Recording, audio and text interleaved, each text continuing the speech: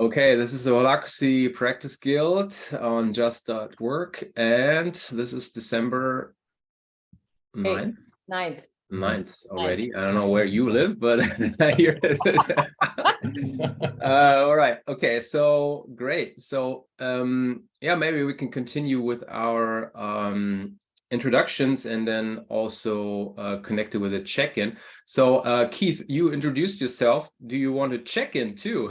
Do you know what check-in rounds and Holacracy, that stuff? Are you aware? Yeah, so just say what's on your mind, what has your attention now, what do you want to say to arrive in this space, kind of, if there's anything else you want to say. So I think what's in my mind right now is overwhelmed with a lot of happiness and excitement that I want to get things maybe lay out what should be the first step, second step, all this. So I'm here, I'm in a learning mode. So I am here to learn from all of you. Excellent. All right. Christiane, why don't you go next? Can you give us a short introduction who you are? I mean, Keith already knows you, it seems. So maybe you can make it shorter. Yeah, what has your attention? Yeah. So making it short, sort of long-term member of the PowerShift ecosystem, co-founder of encode.org, and yeah, author. I'm so excited, about my book, Keith, actually here because I'm sneaking in to see how Dennis does his guild. Because I have a guild too, a Language of Spaces guild, and there's always something to learn. So and what has my attention is your story, Keith. So Thank you. It's awesome to have you here, and good to see you guys, Dennis and Peter. We're long-term friends and colleagues. So and here comes the next. So yeah, that's my check-in. I'm happy to be here and based in Greece. And it's also the 9th here, I realize. Good. Nice. So Peter, what's your check-in? Yeah, thanks, Dennis. Yeah, great to be here. Good. Yeah, sorry. Good to see some familiar faces and also a new face. So great to see Keith here and hearing your story. So that's amazing. How am I doing? Yeah, feeling great. Been developing some new habits, using some gamification. We'll talk about more of that in my guild. I'm really excited about that. And yet today I thought, how can I do a bit more publicity around just.work and this community and the guilds? And I thought, why not write an article for Enlivening Edge? And then I checked their website, and the deadline is tomorrow for the next one. So I'm going to try and meet that deadline. So submit something tomorrow there. Hope that works. Yeah, that's my check-in. Oops, cool. Jonah, are you with us, or are you just virtually with us on the run or something? I am here. I'm about to get into my computer because today is holiday, and ta-da! Hey! Wow. Great hair. Yeah. Yeah, I know. I got this after I got my coach certification. They told me that I needed to look like you, and then I needed to shave my hair in order to provide services. And I need to shave my head, and yeah, so I had to go to that. Oh my God! Who's So this guy? He's called Jonah, but we don't know him. yeah, it is me. It is me. It's weird. It's really weird. I still don't find myself in the mirror, but I'm here. It happens that we're still, today it's holiday. Yesterday was holiday here, so I have my kids with me. I was making the youngest one, helping him to start napping, so kind of doing housework and with the kids, and I wanted to be here as much as I can. So yeah, and really happy to be here and to see Keith also. So hi, Keith. Nice to see you. Yeah, it's me. And I know I had hair the last time that we spoke, but it's me. Don't worry. It's him. It's him. I can confirm it's him. Okay, great. Yeah, that leaves me. Yeah, my name is Dennis. I'm from Germany. I'm obviously kind of leading this guild or volunteered for this. And I'm working as a Holacracy coach at Expreneurs, recently promoted to master coach. And yeah, we're currently, today I didn't have a very productive day so far, but this was on my calendar. I was looking forward to it, and it's always nice to hang with my old ENCODE buddies, Peter and Christiane and Jonah, and new faces like you. And yeah, so okay, I'm wondering what you guys all feel like. I mentioned before that we could do this the way I usually do it, like tactical style, which is fun because it can be the dynamic development of the topics, and one thing sparks the other, and then we all learn from that. Or you feel a little more like, okay, you want to hear about some arcane holacracy topics, then I have two different things I could do. One is let me just say what it is. So one is, the title is the inverse authority structure of holacracy and common issues from misunderstanding the constructs of domains and policies. It's for a beginner, it's like maybe a bit too much, but it could also be interesting. I don't know. And the other thing I could offer is the presentation I held at the Holacracy Forum, which is about a development we proposed to the meeting cards, which is called "No Objection, Your Honor," and shifting the language to enhance the process. Anyway, also a bit special, but these are offers. I don't know. Yeah, I don't know how to decide on this. I guess I just put them up as a topic on the on the board here, so you can see the board. Jonah, I also pasted the link again to the Miro board in the chat. You can find it. Got it. In the chat. You can log in there, and then you can propose topics in the upper right corner of the blue board on the left. I will just paste. Just give us the initials or your name, and let's capture some proposals here or some agenda items here, and then we see what wants to be processed. Is that good?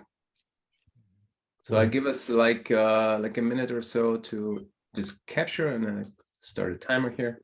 Right back. Or like 2 minutes. Let's do. Okay, let's see. All right.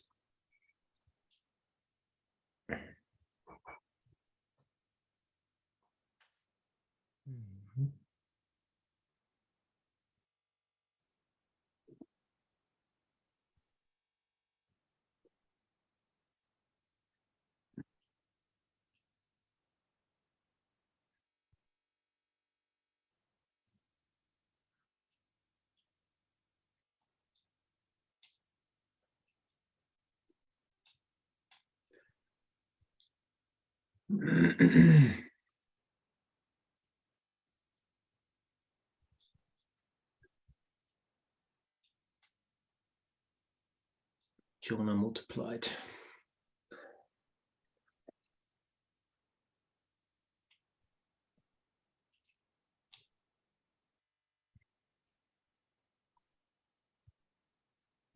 I want to add a minute here for Peter. Thank you.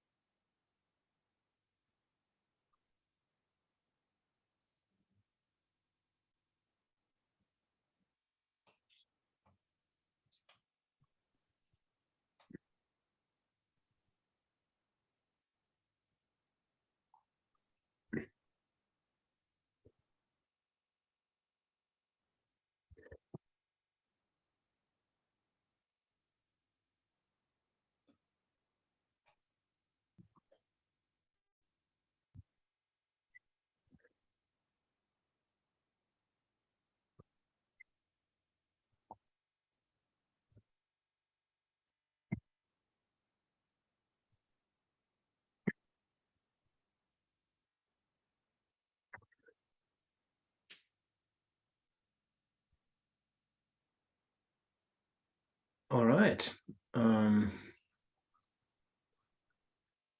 So I see there are a few things on. So let's start with one of Keith's curiosities. Why not? Yeah, Keith, tell us a little bit. What's the kind of question you have? What's a curiosity that you bring, and then we see if we can help you. Yeah, thank you so much. So as I mentioned, I'm from the medtech industry. So we build a medical device. In order to do that, we need to have an ISO 13485, which is a quality system. And when we study that, it always mentioned about a organization chart with a structure. So if we have a holacracy, it's actually no structures. It's more like bubbles with rows all this way. No? Maybe more structure. Many more structure.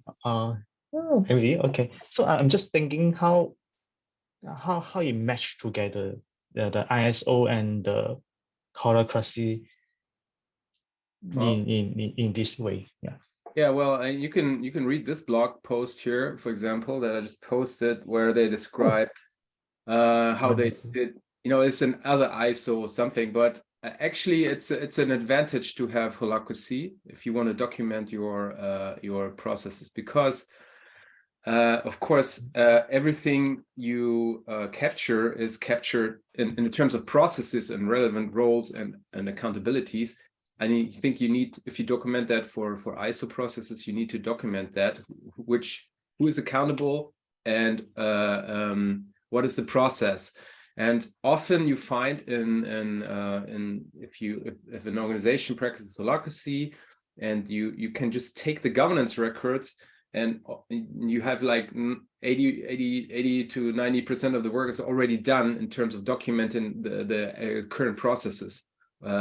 So you look at the policies an organization has, and often you find those procedures where they define how certain things need to be done, or what restrictions there are. You look at the roles and you see which person is accountable, and everything is already documented and visible and transparent in the governance. The only thing is, of course, it's a fluid thing. That means while you do your report on ISO standards and you take a snapshot of the current governance, but it doesn't stand still, of course. Right. So you might want to, I don't know, later in the process, it can be that the role title is a different one, and that there's a new accountability that it has been added in the meantime while you were writing your report. I mean, that's, of course, you cannot prevent that, because holacracy is a dynamic living system. But in general, it's actually good news to do practice holacracy if you have ISO certification processes, because you can always just look. So Jonah has I think Jonah need the previous link. Yeah, I think it makes sense. It makes sense. So even there's a change of additional role, I think we can just raise a change control just to raise that request. Then we can add a role inside. I think from an ISO perspective, it should not be a problem.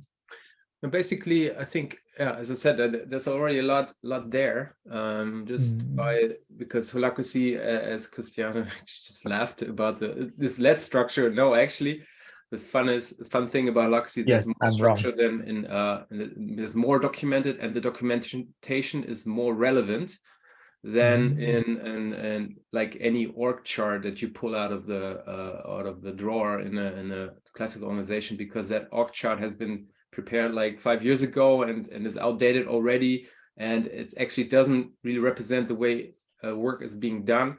But if you go to a organization that practices holacracy in a disciplined way, then you will find that the formal structure matches the actual structure of how work is done. There's less gap between the two. There's always a little gap, and not everything is always documented, even though you may have frequent governance or something, but there's always slight lag of those structures. So we differentiate between the formal structure, the which is the org chart kind of, then the actual structure, how work is actually being done, like outside of whatever is written down, and then the required structure is the third one, kind of the attractive from the future. And in Holacracy, the better you practice governance, the more those three kind of structures overlap. You know, there's you can think of three circles kind of overlapping. And in current organizations or traditional organizations, you often have like very little overlap or just slight overlap between the actual work and the formal structure, and then the required work is a totally different. The required structure is a totally different story, but this is, you know, coming more together in Holacracy usually. Good point. Good point. Thanks, Dennis. Yeah. Did you get what you need for this item? Yes. And anybody else? Anything to add to that, or no? Okay, cool. Cool. Put it down here. And let's look at Christiane, version 5, and what is it? PC.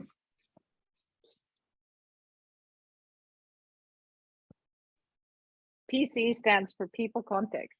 Okay. And I dared to bring that up because Keith said he read Yo's book, The For-Purpose Enterprise, which means that you already have an idea when we say people context what we mean. And I would like to get actually anybody's perspective who has a perspective on that. So in Holacracy, one of the biggest values that Holacracy has brought into the world is to start the understanding of differentiating the perspective of role and soul. And I reading version 5 of the Holacracy Constitution, especially around the relational agreements, I find that generally in a lot of the language of the Holacracy Constitution, there's there's potential for confusion with that differentiation. But I know that the relational agreements being navigated through the Holacracy Constitution from the perspective of the for-purpose enterprise is an oxymoron. It just doesn't work. I mean, it does work somehow, but I'd just like to get some perspective on that. And I'm not really very, well, I think I've learned the difference to version 5 quite a bit, but I'm not practicing version 5 currently anywhere. So it's more a theoretical question, but I would like to hear some perspectives on that. Can you reframe that? So you want to know how far the people context, or how it works with the relationship agreement, or whether that works with V5, or how it's practiced? So we're in just.work here, and we're about, I think the underlying concept here is the for-purpose enterprise, right? And so the question is, from that perspective, does the Holacracy Constitution fit into a for-purpose enterprise with the new version 5 and the Article 2.4, I think that it is? Yeah, well, I see it kind of as if I mean, the way I read the current version of the Constitution is that it's kind of like they built an API kind of thing into the, as if there is a kind of how do you say Schnittstelle in English? I don't know. Touching point, whatever. Yeah, so a way to bridge those contexts, or to it's like you can plug in the personal the relational agreements into the rule set of the org kind of, but it's not, you know, it is not defined in any way. Well, there's some definitions around what is allowed in these relational agreements, like there's some restrictions, and I like that in the sense that, you know, you cannot promise abstract qualities and stuff. I mean, those rules make sense. They're kind of, you cannot ask people to deliver make promises to deliver on certain goals and shit. So this is kind of like this is not to be abused as some like how like a manager would abuse some kind of performance goal or something like that, which makes sense.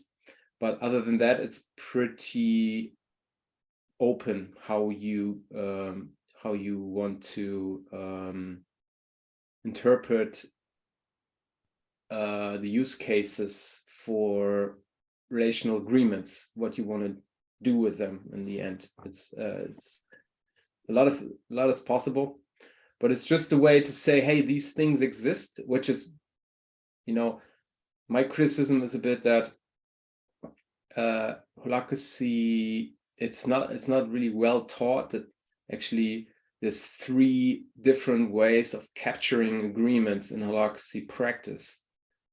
One would be to say we capture agreements between roles or agreements related to work, which is the governance records.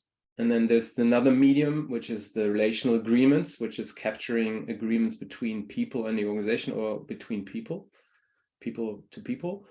And then there's a third medium, which is work contracts, which is agreements between the organization and the individual, like 2 parties.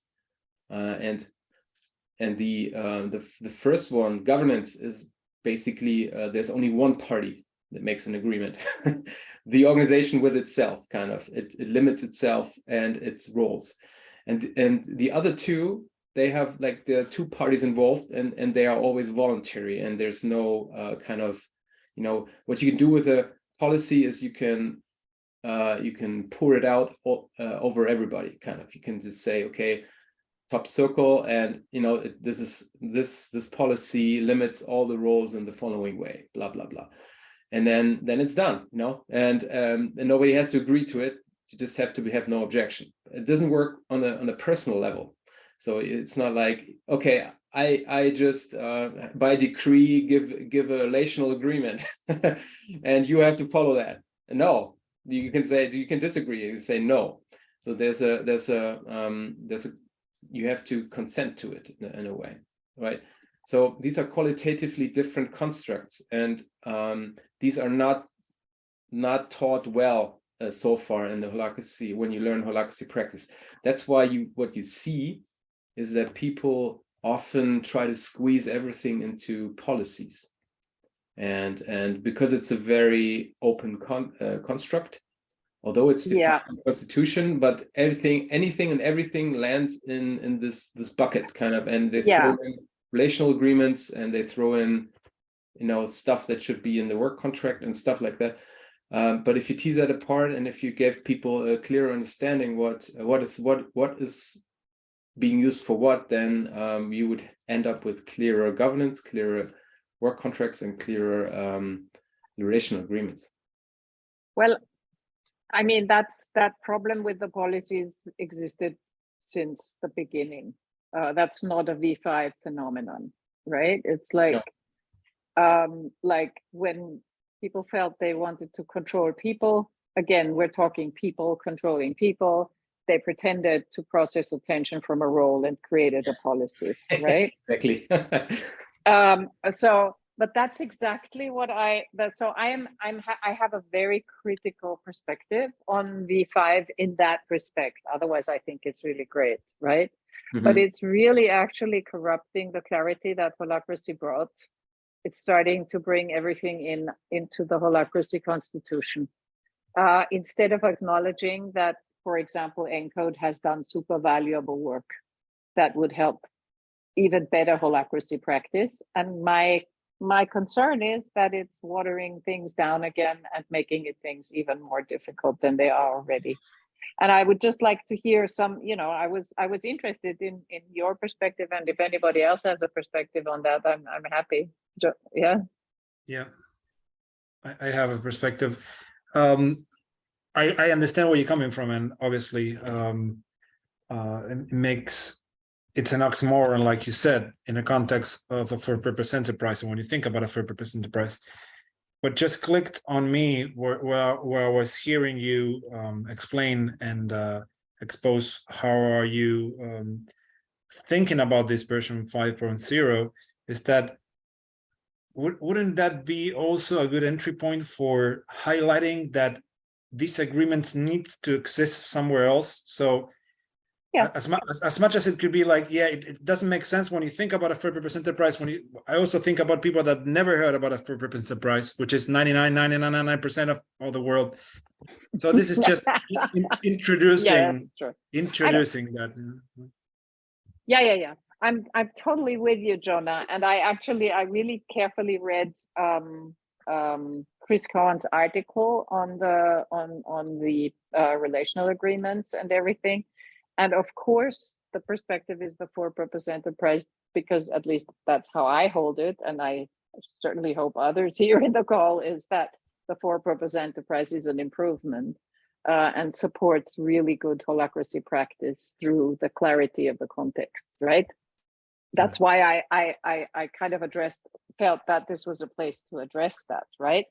But I do agree with you that with the relational agreements showing up, it is then you can say, well, if you actually understand the differentiation and that there is such a thing like an organization context and a people context, that is a pointer towards that goes somewhere else, and it's not governed by the holacracy constitution. Correct. That's, I think, the thing. And it seems a bit out of context. And it is, and it's like, it reminds me of like have you heard of the astronomers back then when they found they had these epicycles, you know, they added whenever they found an irregularity, they extended the theory in a way that would explain that, but in the end the theory became inelegant. Not really elegant, but they bloated, because here's an exception and there's an exception, and then, you know, and you try to stuff it in under one framework instead of saying, okay, maybe we need to kind of shift to a whole new level and kind of understand what we did before, like the holacracy constitution, as a component of a larger whole. Exactly. Which is the context the for-purpose enterprise so beautifully kind of situated holacracy practice in a larger ecology of practices, let's say. You could say it's a legal practice, and then there's a relational practice, and then there's a work practice, and all of these have rules and different rule sets, and they need a container in itself, which is the FPE or stuff like that.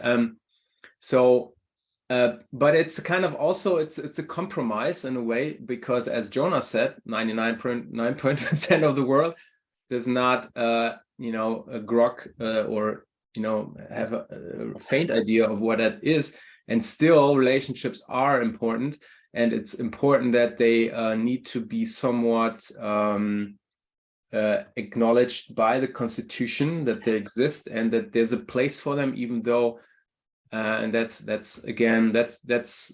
to the credit of the constitution. It doesn't try to do everything. It just says it exists and this is how you can do it, and there's a minimally sufficient procedure prescribed, even though they don't say where you should record them or how to deal with those. There's very little instruction, really.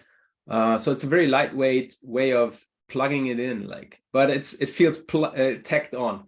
I see. Yes, thank you. Yeah. That was my question. I mean, with my praise with language of spaces and the differentiation and integration, but you all know that.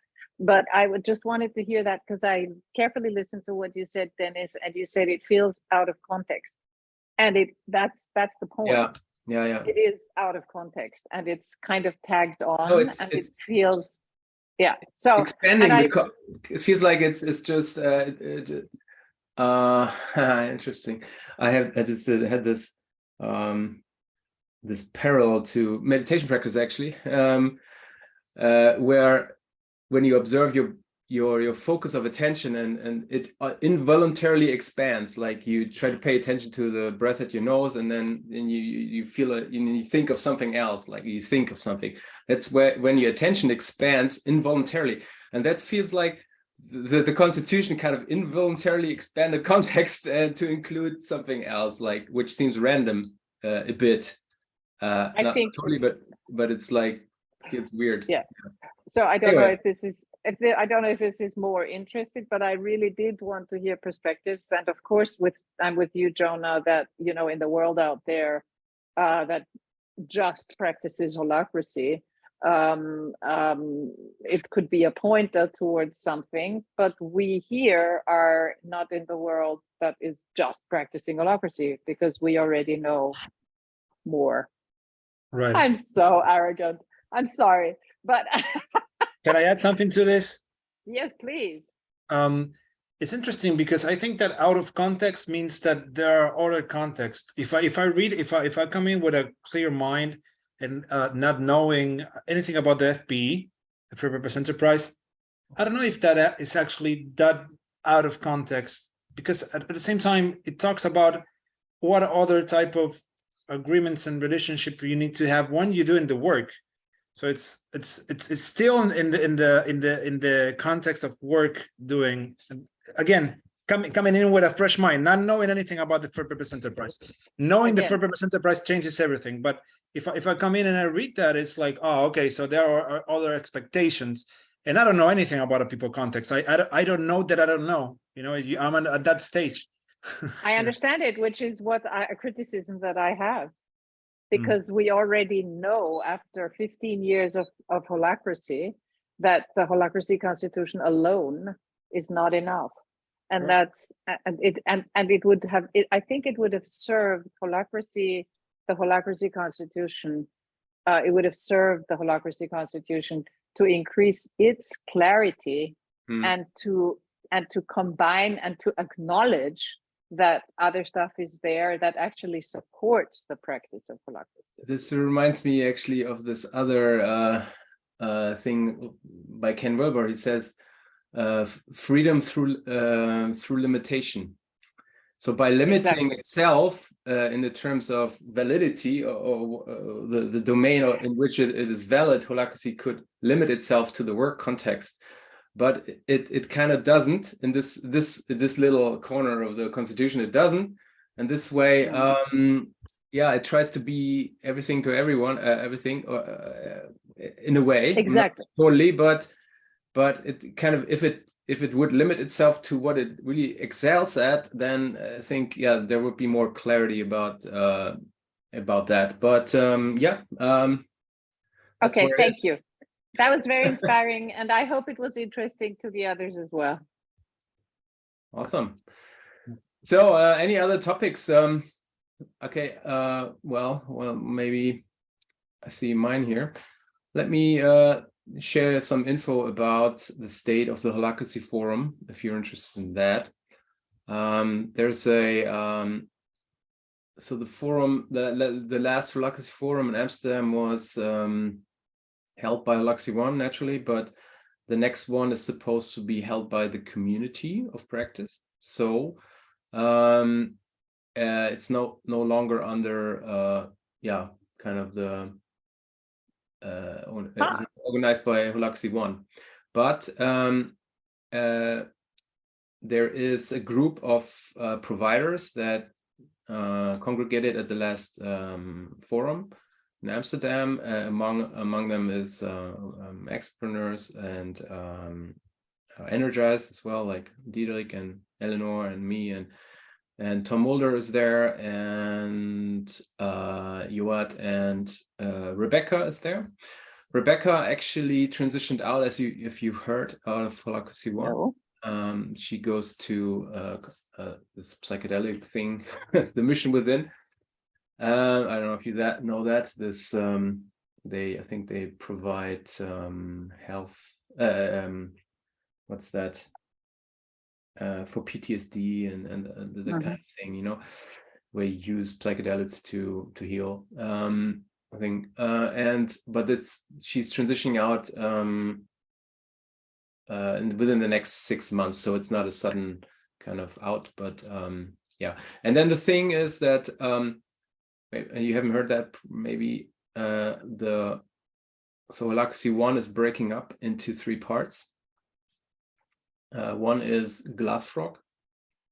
Then just and Glassfrog itself is expanding to is doing the Hola Spirit move kind of, which is to expand to non-Holacracy, to serve non-Holacracy organizations that just want to map their structure. And then you have a Holacracy mode like Hola Spirit does, I guess. So they want to enter a bigger market and make a bigger splash. And so because that makes sense for the company in terms of its business strategy most. And then there's the consultancy. Holacracy 1 stays a consultancy, but is just a regular provider, kind of on eye level with all the other providers. And then there's the which kind of hopefully we'll see how that works, but hopefully will kind of lead to a less weird power dynamic between providers. and Holacracy 1, which was a primus inter pares, is the Latin speakers say, first among the equals or something. I mean, it's called Holacracy 1 for a reason. And then the third part is a nonprofit foundation which will license the legal IP of Holacracy, the brand, and so on. And Brian announced that they want to open the funnel kind of, and also the restrictions around licensing. So anyone will be Jonah, good news, our coach credential will be worth less. Anyone can do this shit. No. Yes, I think, but still, until that happens, I can still claim that. Doesn't matter what happens. You can continue to claim that, I think, and I think it'll be a quality marker, and I think that's the way they wanna use it. So anyone can sell Holacracy services, but those who want to, those who feel they want to work with somebody who's licensed according to a certain standard, then because they feel more that they get more quality out of it. And they said, let the market regulate that kind of, which is, yeah, I don't know how I should feel about that. There's pros and cons about this. The market. Markets don't regulate anything. I mean, the market is gonna sort it out. You mean the ecosystem? No, I mean, I think he meant the market will sort out which providers will survive. Like those who do good work, even though they're not licensed, will survive, and those who, suck, even though they're super licensed, they will just be sorted out. And I think because he said the argumentation was that Holacracy now is stable enough out there in the world, so we don't need to. You can lift the protections which the license was meant to put in place, which I think. Can I bring a perspective in? Sure. True to Holacracy, it only means ruthlessly facing reality, because it's what's happening already anyway. Yeah, I guess it's kind of catching up with what's going on the ground, which is Exactly. like everybody's stealing it left and right and not caring, giving a damn anyway. I think, and then I think that would help them. I think help their Glassfrog business too, because those organizations, not sure whether they are practicing Holacracy or not, but don't care and they need a tool, whatever. They can benefit from that in some way. Anyway, I find these interesting developments. There's a fourth piece, which is that they want to, for the providers, they want to introduce a Hola token, like some crypto asset that will somewhat create an ecosystem of incentives to, I don't know, I think they're thinking of it like a self-reinforcing system where everybody wins, kind of. But we see about that, how the tokenomics will play out. Yeah. They want to turn into a DAO. I understood. They're doing their own thing. Yes, yes. So right. So the partition the providers or the licensees or whatever, the token holders, let's say, can vote on important matters, which then become proposals in the foundation or something. They can vote on proposals to or pretensions to be processed. That's it. So the kind of a connection between a DAO and how those tensions get channeled into a governance process, which is kind of an intersection between those things, which is interesting. Has never been done, and we'll see how that goes. But that's kind of the recent developments here. Let's hope it becomes a PowerShifted DAO. Yes. Yeah, I guess they need a legal structure somewhere, somehow. And I think they probably talk to Tom, but I'm not sure if they do. They're not going for a PowerShift DAO. Okay, good. Well, then that's sort of They're bad. They're bad. Yeah. Okay. Whatever. Yeah. Well, I don't know. I keep trying to track on this slopes between and. You're breaking up. What? You're breaking up. Can you repeat yourself? I'm breaking up. Yeah. Never mind. we No, lost you. what I wanted to say here is that I'm curious regarding the forum 2023. If there's going to be, of course, there you need to pay for a venue, then you need to pay for the seat.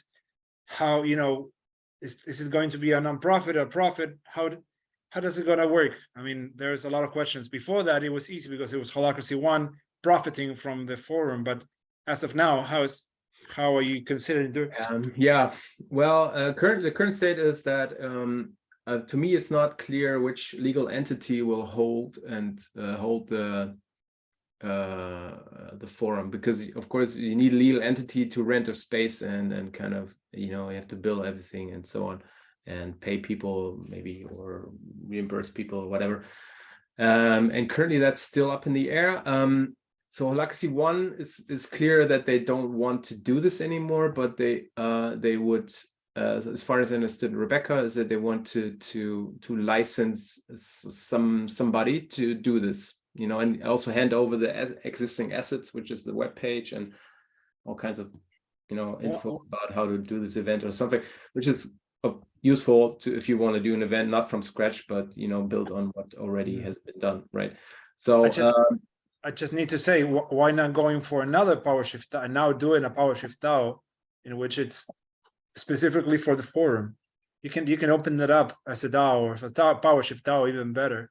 It'll make a lot of sense, even to put the foot in the door. It's like we have PowerShift DAO for this shit, and you have a lot of people there, including Tom Mulder, that I'm guessing that will be happy to see that happening.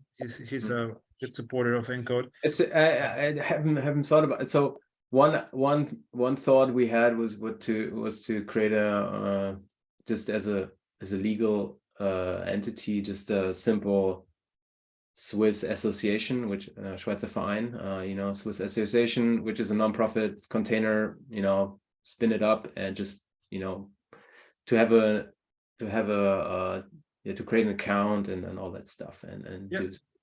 And that's one way of. It's another way of doing it, but it could, it could be also be a DAO. I mean, again, if you can get the token part and everything, and again, how you're relating to the participants and what are they going to decide, how they're going to purchase. I mean, there's a whole new world open it up, and it's not that hard. I mean, we have that with PowerShift, and that's for Encode, we are starting to launch some tests with Stowbox regarding the tokenomics for the token. So the system's got to be there. I think I would love to see that case study, showing to the world that the whole forum is being organized with a fucking PowerShift DAO, and introducing that to the world. I think that would be really good advertising. Now I'm thinking with my input hat. Would be pretty awesome. Yeah. I want to participate. I want to be in that group. Yeah, you can join that group. And I was just going to say, why don't you join and pitch this and pitch it hard. Yeah, cool. Awesome. Yeah, I can, there's a channel on the Holacracy Slack. Assistant. Maybe just, I don't know if it's open, but just ask Joa to join, and I think he will be happy to onboard you. It's here, Holacracy Forum 2023. I just joined. Cool. Cool. All right, I think I got what I needed. I shared the info. There's a tentative date there. What is it? September 19th to 22.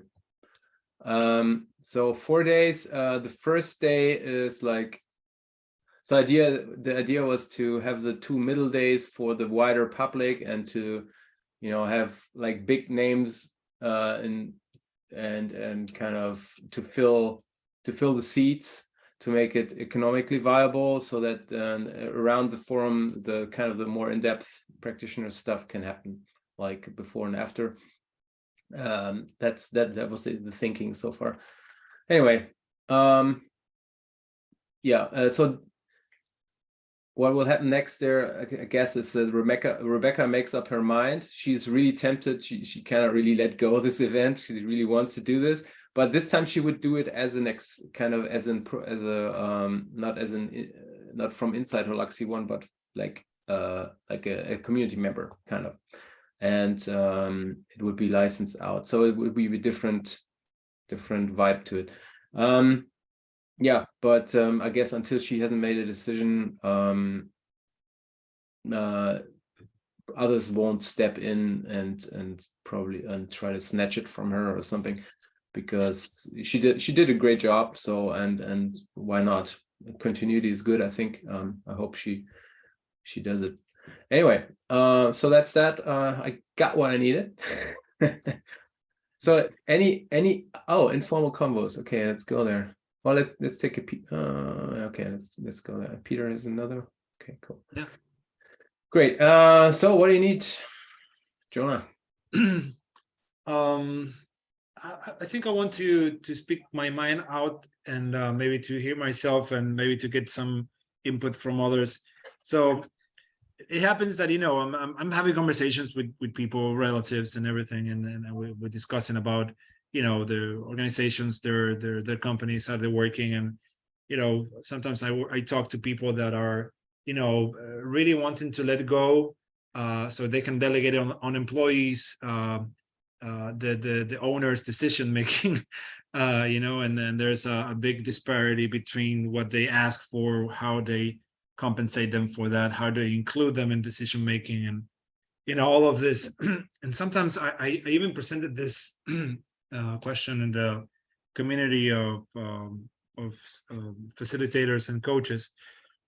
And it's not that I want to help them, show them that Holacracy, it's a good way. It's just that I'm getting into these conversations where they say, like, yeah, you know, I'm helping people, you know, I'm building a team because I want to let go, and I help them making decisions, you know, how to make up their decisions, and how to engage into work and everything, and it's just not happening. And I don't know, it's just that I had this conversation last night, like seriously last night, and I'm trying to find ways and maybe to get inspiration from others on what are the key questions that you would ask somebody who is kind of understanding that they have attention, but they don't have the awareness of anything better out there in the market, you know?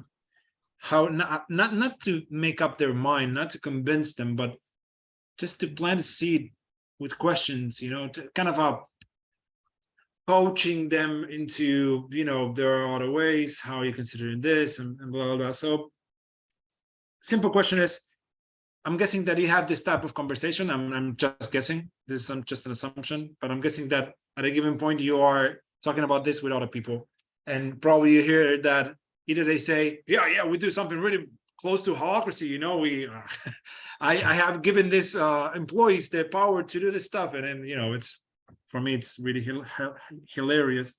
But how do you approach this? How, I know that it's really open question, and I know that it's not concrete enough, but just if you have something in your mind, I'm really curious on how you approach this.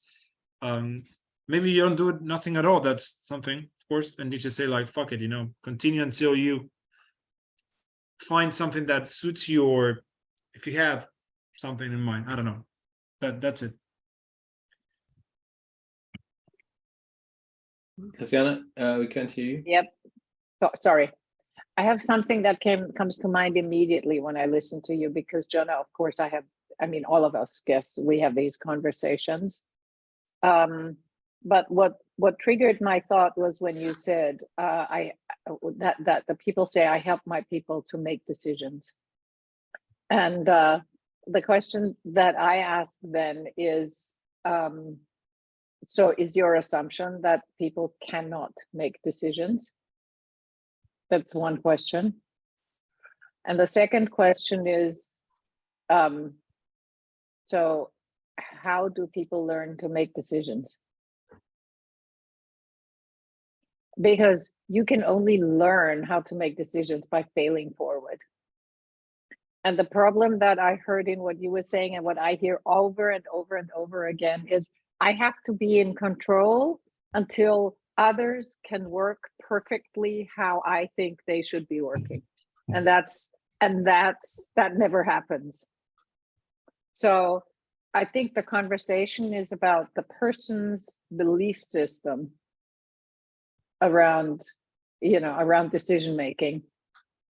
And if people aren't approachable for these questions and for these conversations, I generally very soon get tired of the conversation. because it gets into a yes but kind of conversation, but I can't. And if they make mistakes and I have the risk and blah blah blah, you know the whole thing, you know the stories. And to me, it always comes back into, how do people learn to make decisions? You cannot teach people how to make decisions. It just does not work. And people make decisions every day, all the time. Whether they buy houses, we've all heard that story. Or whether they decide for a really expensive holiday, or whether they decide to take a loan. They make decisions all the time, and really big and important decisions. And only in the organization context, they're held small and for too stupid to make decisions. Yeah, it's magical. You enter the company and then all your capacities just collapse onto itself to make a decision, and you just are like, tell me what to do. Like, it's magical. It's really weird. I just want to go back to the first thing that he said, Christiane. Thank you for this. This is helpful. I like what he's saying, and I think it does make sense. But there's something that he said in the beginning. Why do you believe that they are not making decisions in the company or outside of the company? It depends on the context. I think it's a very general question, but of course, in this sense, in the company. Okay. And the thing is, why people don't make the right decisions in the company is because the system holds them back from it.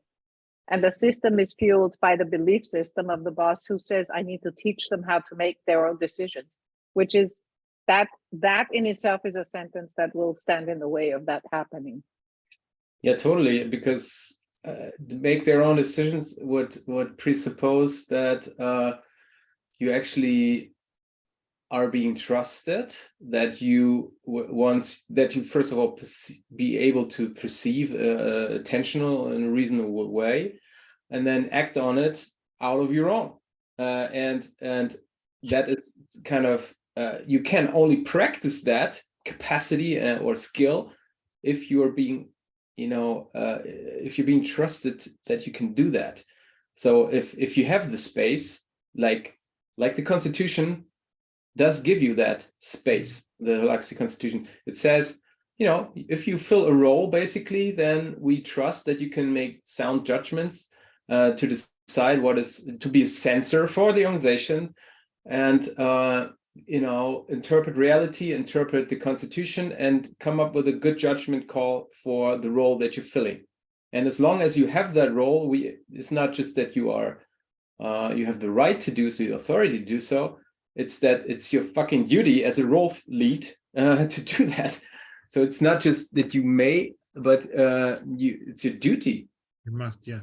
You must make the decisions that are best, even let's say, and that's sometimes surprising for people if I say, okay, if that meeting is not useful for you, then you have the duty to stay away from that meeting, because if the role demands it, then you would actually violate somewhat the Constitution if you didn't follow on your own judgment. So if you try to kind of participate in a let's say as a rep link in a meeting where you don't have attention to process or something like that, why are you sitting there? Why aren't you doing your work as a role filler, which is more important? What holds you back? Because there's no rule against it. On the other hand, you have the duty to assess what is the most valuable thing you could do for the organization and do that. Jonah, I have another assumption, and that triggered what Dennis just said. Triggered that. I think that many of the people that we talk to are people who believe there is such a thing as self-organized teams, which is such a buzzword. And that means they're trying to self-organize, to empower people to be self-organized teams in a non-self-organized structure. And that's when what you just said, when you said comes in, that people say, I have to teach them to make decisions to then become a self-organized team. There's just so much wrong about that. There's so much that won't work about that. And I think it's really cool when you think on the team level, you do Scrum, you do Agile or whatever, but please don't call it self-organization. Gotcha. And also, don't say that you have to teach people to make decisions, because you either let them make decisions or you don't. And when they learn that their decisions, no matter what the decision they've taken, the decision, when something goes wrong, we've learned it has to work a different way. Instead of blaming people, that's when the blame game comes in. Then people will be able to take decisions. The deeper irony here is that people are making decisions all the time, even though they may say I can't decide. It itself is a decision to not decide. So I mean, the deeper existential truth is that you always decide all the time, and it's just your how you frame it for yourself is a form of lie about it. Even if somebody puts a gun to my head, I am deciding to comply. You know, I could also not comply and be killed. That's a decision. I mean, it's not a very attractive decision. And of course, oppressive systems, they're kind of like some guardrails where it's hard to escape those things. There's just, you know, you can go this way or that way. There's not much choice, but there is a choice ultimately. I want to add something to this, but I'm afraid that this might lead us on a way of a wormhole. But yes, I agree with what you say, and I like to get philosophical about this. But what comes to mind is just one thing, that there's always a choice, and we probably not always make the decisions that we need to because we're not ready to pay the price for that. So decision making comes also with the price of following the decision. Sure. Yeah, if you speak up in an authoritarian system, then there's a price to pay for that. Let's say if you are in Iran and you're whatever, you can choose to protest, sure, or in Russia now, whatever, speak up against the war. Yeah, good luck with that. But you know, it's not that you can't. Well, you can. It's a price tag for it. Yeah. Anyway, and there's actually been research into this as well, and that showed that, well, if your assumption is that people need to be managed, then you actually make that true. Yeah. But people get used to that idea. You're right either way. You're right either way. If you think people can't, and if you assume the other way, it's also true. So which one should it be? Yeah, Make your one do you want? choice, you know. And Yes. it comes down really to this belief about human, you know, this theory X and theory Y, this classical. And the interesting thing about theory X is you only believe that applies to others, but not to yourself. Like, yeah, others can. I can. I can, sure. But the others, they're incapable of making decisions. Like, interesting. And Right. whereas theory and yeah, it's demonstratively wrong, and it's a self-reinforcing kind of axiomatic way of, you know, you create that system that you base your axiom on, and the axiom, if the axiom is you cannot trust people, then you get people that cannot be trusted.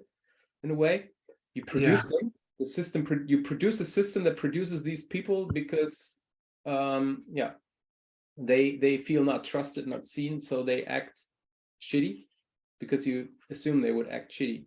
Great, you confirmed your hypothesis. And the other way around, if you trust them and they feel seen and trusted and they feel that they can make decisions, same way. Anyway, Can I just say one more thing the to last that? thing. It's my item, so I allow you. Okay, thank you. So I remember in my times when I did leadership development in very large and very conventional organizations, and was painfully aware that it was bullshit what I was doing. And this was before I learned about self-organization and holacracy and all the rest.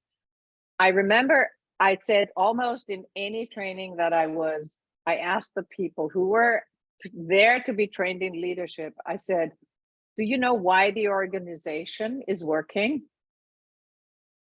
And they're like, whatever, they had a million answers. And I said, despite the leadership, it's because people always try to do a good job.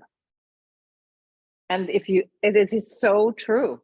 If people really, despite the leadership, because if people would really always do what they were told, Holacracy would be #1 in the world. We wouldn't have any conventional organizations anymore. I truly believe that. It's a good one. I just to close this up, I like where it derailed. I like it because I like the conversation itself, but it's also some good food for thought. But it does ring a bell. I remember reading Reinventing Organizations where Fred Laloux was talking about his company where they took over and there was a lot of policies in this company where they were treating employees as thieves, and they basically turned them into thieves because, you know, if you're treating me like that, if I'm under the pre-assumption that I'm a thief, so fuck you. But if you do it the other way around, it's not that you're not gonna have problems, it's that you're probably going to have exceptions, but again, self-fulfilling the prophecy in the way that you want it to be. And again, just to close this up, and something that I really want to start trying, especially because it might happen that I turn into a teacher for a post-degree in a big university here for next year. There's just a crazy idea that I heard, that there was this teacher that started the semester saying, okay, all of you got A's. You already had the highest note. Now it's up to you to be up to that level, you know. If you don't prove yourself of that A, you will get your actual note, but you're studying under the assumption that you are the best, you know, you're the best version of yourself. You know it, you can do it, you're best performer in this field. Crazy idea. Anyways, I think I can let go of this just for the sake of allowing others. if not, I can carry on. But yeah, thank you. No, you can't. I will kick your ass because I'm a facilitator here, and there's at least two items on the agenda that I want to get to. Still. So it's my job to take care that happens. Okay. Thank you. Great. So Peter, which one first? Protocol or modularity? Which one is it? Well, let's do the protocol. That's more fun. Cool. So what do you have for us? Yeah, I started to think about holacracy in a new way. So I was curious to how that lands with people, because I've been looking into Web3 technology, blockchain, all of that, and how that works. And so there's a lot about protocols there, and the internet is based on a protocol. It's so the way the internet works, and that's a distributed system, right? The internet, and it works because, well, there's agreement on a protocol to use, the communication protocol, and you actually have something similar with science, the scientific method. That's particular steps you need to go through as a scientist. Nobody's forcing you to do that, right? But it's like, here's this recipe, and if you follow this recipe, then it works. And we've seen that. We've seen how, what the scientific method has accomplished. It's amazing. But you have to be willing to adhere to the protocol. And then I thought, well, actually, holacracy, I think, is also a protocol. So instead of saying, okay, here's rules that you have to follow. So no, it's not rules you have to follow so much. Well, it's what it comes down to, really. But look at it as a protocol. And so the thing is, if you follow this protocol, then what you get is self-organization. And I think that's a great way. So then you have the analogies with the internet and the scientific method. Instead of saying, well, we replace one rule set with a different rule set, and the people know, well, and I still have to follow rules, right? But no, not really. It's really as a protocol. Yeah, totally. And so it's a protocol that tells you how you can generate new rules. Yeah, exactly. It's a meta rule set in a way. Yeah. So it's kind of on a different level. And I like it's like that it's called constitution, because it's exactly, the third example would be the political process in a democracy, which is also kind of a protocol, where the protocol is the constitution, in which it is laid out in which ways are will laws come into existence, how they being, what are the kind of the branches of government and so on, which execute them and so on. Well, that to me is a little different. Those are actually laws, and if you don't adhere to them, you actually get punished. Those are. It's not an open protocol. It's let's not call everything a protocol, because that's not useful. Okay. I'm seeing that's actually my point, that it's the Holacracy Constitution is something really different than the Constitution of, let's say, a country. It's not coercive. You can opt in. It's an opt-in protocol. And the reason to opt in is because of the results you get. Yeah, totally. And I don't know if you're aware of Balaji Srinivasan's network state idea. You posted something about that, right? You posted about it, so yeah, and so you I don't know if you have looked into this or something. A little bit. I haven't read the book or anything. There's an but 8-hour podcast on YouTube. With what's the guy? I don't remember the name. That's his. Let me see. Anyway. 8-hour podcast and talk about a protocol. Yeah, it's Lex Friedman. No. Talking about the Lex Friedman podcast. That's just mind blowing. Anyway, wow.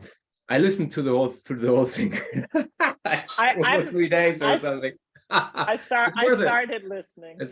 It's an opt-in protocol. Like the network state is an opt-in state in a way, which is interesting. It's so awesome. It's really cool, because it's like this Bucky Fuller saying to build a new model that makes the old one obsolete. Yeah, right, exactly. That's how change happens. If you can build that, then you don't have to fight. You don't have to fight the old. You can just build a better model, and then you wait for people to flock around that. And that's kind of this pull of purpose that I sometimes associate with holacracy and all that. Well, or it's based on something that draws you, something that's ennobling, something that's meaningful to you, and it's not being you're not being forced by some external entity. You're not a victim. You're autonomous, and you have a choice and so on. Anyway, it's the protocol. I like it. Yeah, interesting. And thanks, just want to voice out that actually what Peter mentioned is really similar with me. I was a scientist myself. So when I first learned this, when I talked to John, the question I have is that, is there a protocol in a way that the step one I should do is to define the roles, and step two is what, step three is what, so that I can implement the whole things. So as a scientist, I do have that kind of practice and behavior to find such protocols. Yeah, exactly. Yeah. Thanks. All right, then modularity. Shall we look at that, Peter? So last time I looked at Holacracy 5, so 2 or 3 years ago, and I've heard that since that they've made the constitution modular. Yeah. So I'd like to hear more about it. Maybe people's thoughts have, maybe Expreneurs has experience with implementing that, and how does that work? Does it work well, or has it downsides? But you also had a thought that tying this back to Christiane's point about this weird relationship things. I guess if it's modular, it's extremely easy to just keep it out, eject it, take it out, and say, no, I'm not going to use it. So I was just wondering, any experiences with the modular approach? Does it work well, or is it a step back, step forward? Both. Christiane, you want to say something? I was part of a team with Eleanor, Nick, Jasper, and Floris, who did implementation with a company in the Netherlands. And I was just in some of the coaching in some of their trainings that they did, online Holacracy trainings. But they'd already been through quite some phases, and they did that in a modular way. And it actually works, because it minimizes resistance and fear. So you start with the role-based work and do not introduce governance, and start just on the tactical level, and you still have the circle lead who decides on structure. And then I don't know exactly how the sequence is, because right? It's tension driven, ideally. And exactly. And the point is that very soon, when you start working role-based and you define authority, the need to actually be able to improve that and to actually do something about it emerges. And then you can start with the next article and the next article and the next article. And I've heard quite a bit that it really improves. It just improves because you don't have that incredible resistance that comes from overwhelm of everything has to be different starting from tomorrow. It actually works. I don't have experience yet with the modular approach. It does have complexities, I think, especially on the coaching side. You have to remember which article have they adopted and which do they not. And then, of course, you can have different mixtures of, okay, we adopted at Article 1 and 4, but not 2 and 5. Okay, deal with that. Yeah. Kind of take that into account in your coaching practice. I think it's the hardest, I think, on the coaches who have to tune in or kind of modulate their advice.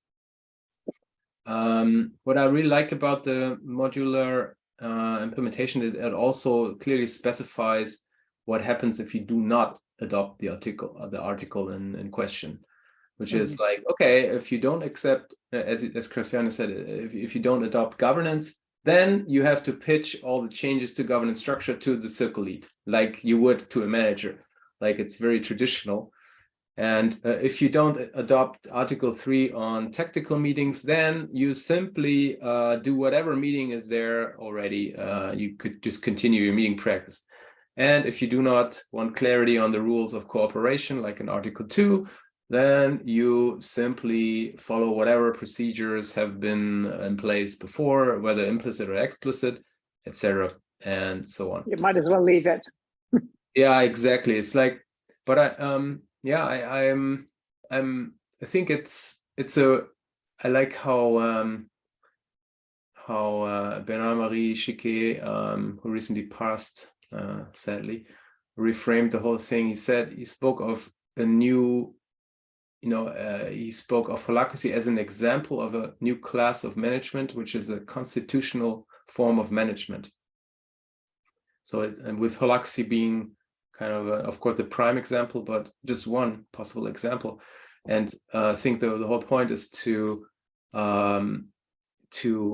make explicit the rules of work in the form of, you just write them down, and then and by doing that, you have something you can evolve upon in the first place. Because if anything that is not explicit or written down, you cannot really evolve. It's just like vaguely, everybody has their assumptions about it, but there's no way you can evolve it.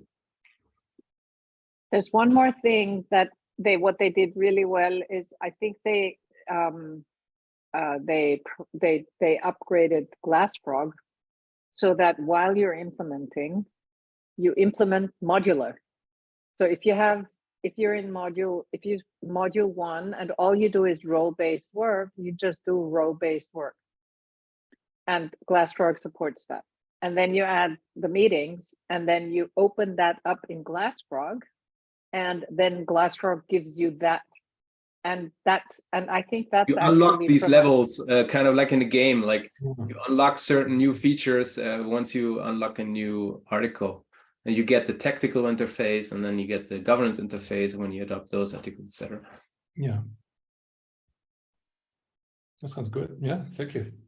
All right, time's up, guys. Time for a brief checkout round, and to make this complete, this kind of tactical style guild meeting. Let's start with Keith. Keith, what's your first impression of how you?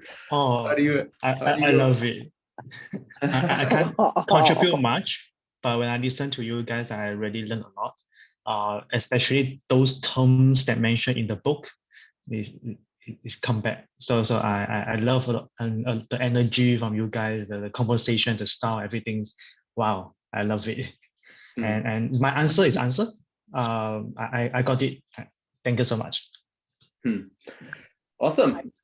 Great. Peter, your checkout.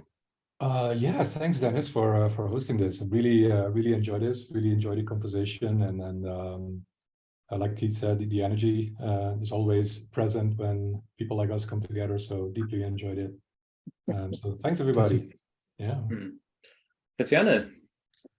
Yeah, thank you, Dennis. Wonderful and so good to be here. I love the conversations, and lovely to meet you, Keith, in person, not just on LinkedIn. And yeah, that was real fun. I really enjoyed the conversations we had, the topics, the different approaches. Really nice. Thank you. Jona. Yeah, I also felt I felt like a really good energy here. It felt good as much as it was a tactical meeting, tactical style meeting. Didn't feel the rush of a tactical meeting, of a real tactical meeting, which is good.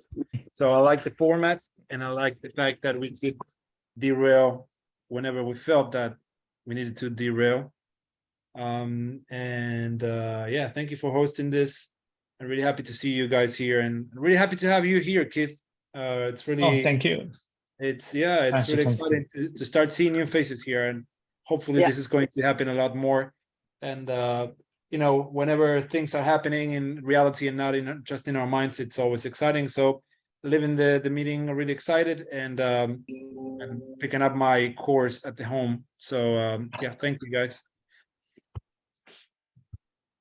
Yeah, thank you all for joining. I'm glad I didn't bore you with any presentations but we had a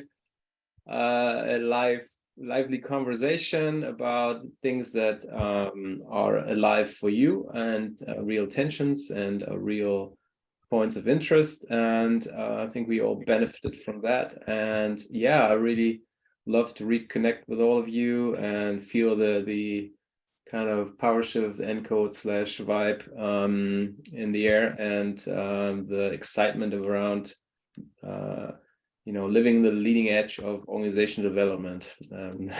Let's call it as it is. All right.